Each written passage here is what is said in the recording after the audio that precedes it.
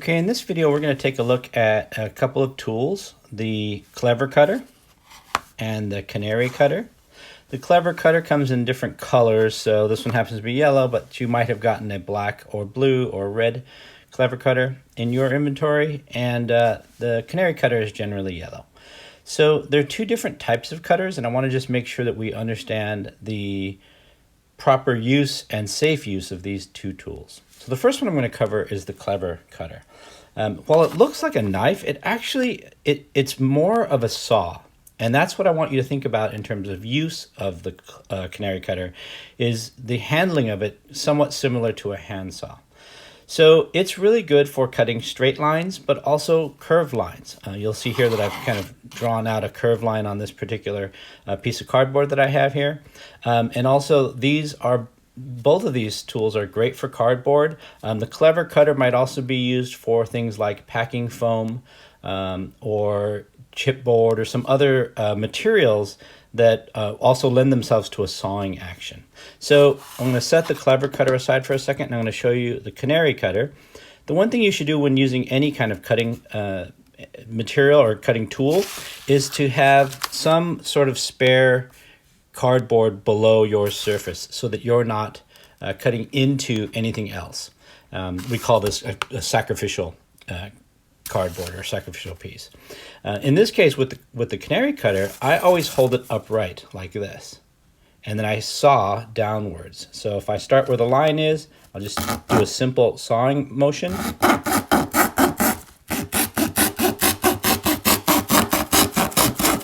And because I can saw in a curved line, I can get some really creative cuts like this. Now, it doesn't take a lot of force to get going, and so you want to start slow. And you want to always think about this concept. We at Westside Neighborhood School call it the blood bubble. We learned this from the Rediscover Center. It's a really great term. The blood bubble is just an imaginary bubble around any sharp part of a tool. And it's to keep in mind that you want to avoid getting too close to that portion of that tool.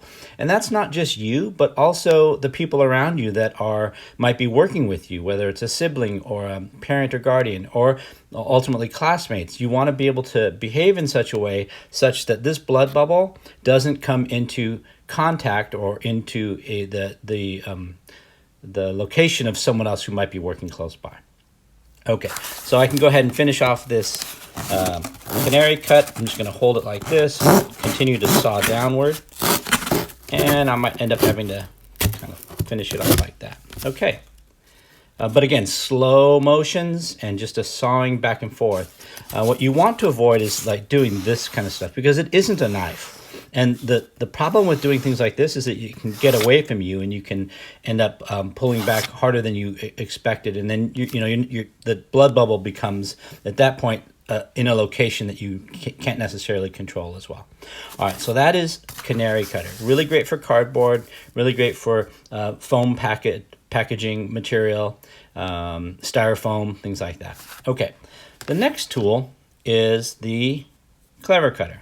Okay, and on the Klever Kutter, it can do a couple of things, but what I really like about it, I've drawn some lines here.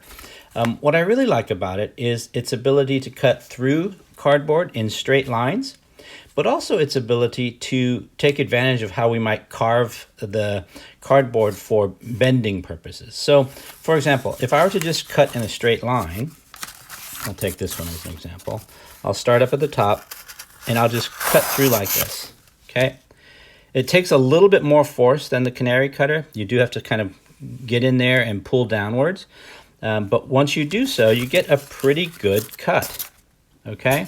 But the other advantage is as you work with corrugated cardboard, corrugated means when the cardboard itself has these little flutes inside that go all the way through the length of a cardboard.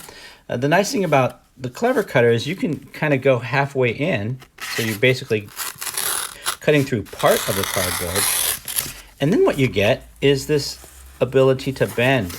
And so if you're creating something that requires a corner like that, or maybe even creating something that requires a more rounded nature to the design, you can create these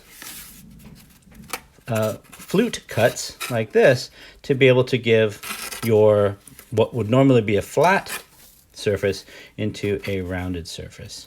You might also use this, for example, to support another material. Like, for example, if you were to use something like this, you can get a cut down the middle, and now this becomes a support structure. So if I'm putting up one wall here and I'm putting the floor here, now this becomes my hinge for that connection between those two. So a lot of creative things.